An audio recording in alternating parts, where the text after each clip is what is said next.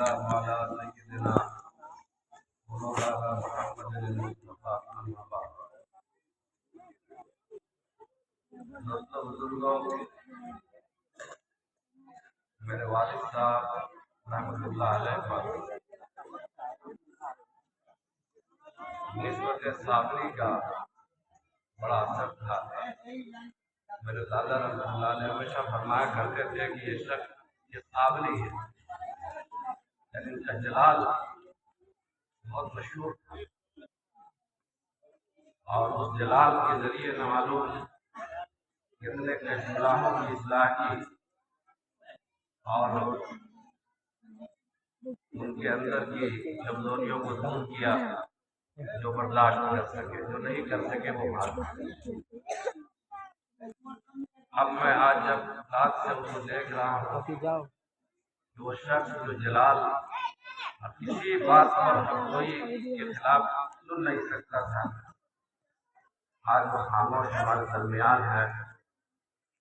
سنے جاتے رہتے تجھ سے میرے دلات کے شکوے، دفن کرتا میری بے زبانی میں کھل جاؤ۔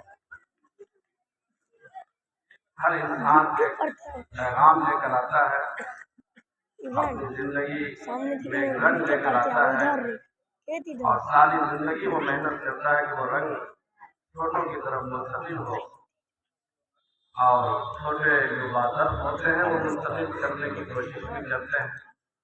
اللہ تعالیٰ نے اس سے جو کام لیا، بڑے بڑے کام لیا، بڑی اونچی نسبت کے مالک تھے، سادگی کی زندگی تھی، کسی چیز لاپ کے وہ قائل نہیں تھے، ریا سے اور نام و نمود سے اس قدر بھاگتے تھے کہ بعض جائز اور مباح چیزوں سے بھی برے تھے۔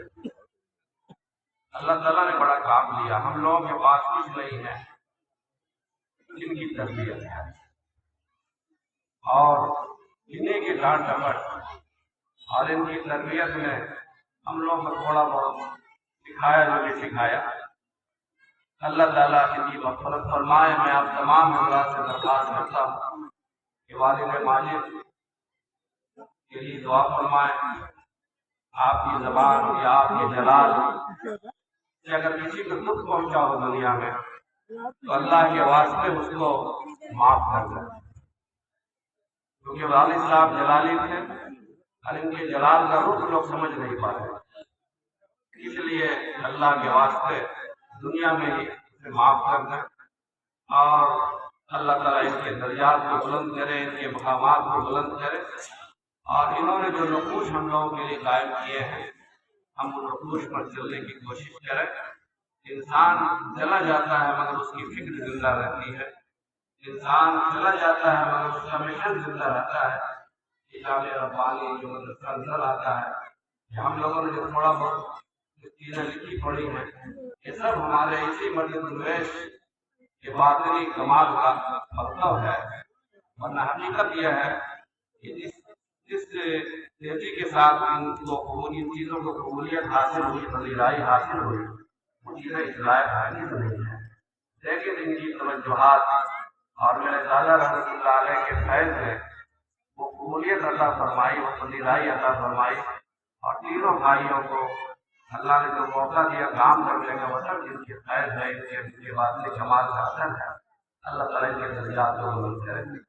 بہت دور دور سے وہ تشریف لائے ہیں، مقیم سے بھی ایک وقت آنے والا تھا، پتہ نہیں وہ آیا کہ نہیں آیا، ہم نے ٹائم بتا دیا تھا، پٹنہ سے ہمارے ایریا سے آگے تو بڑا ٹائم بات ہے۔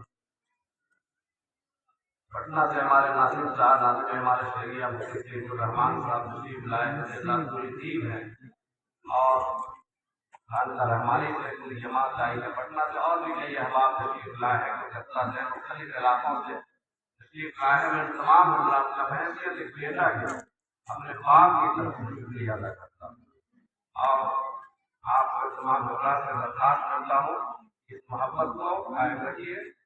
اگر آپ کو محبت سے تھی تو ہم لوگوں سے بھی محبت رکھیے، اور اس تعلق کو برقرار رکھیے۔ انشاءاللہ جنہوں نے جو اخلاق اور جو معیار قائم کیا، ہم لوگ کوشش کریں گے کہ اس معیار کو قائم رکھیں۔ اگر سے کچھ درجے کے ہیں، ایسے بڑے فقیر کی گفتگو کو میں سند سے پیش کروں گا۔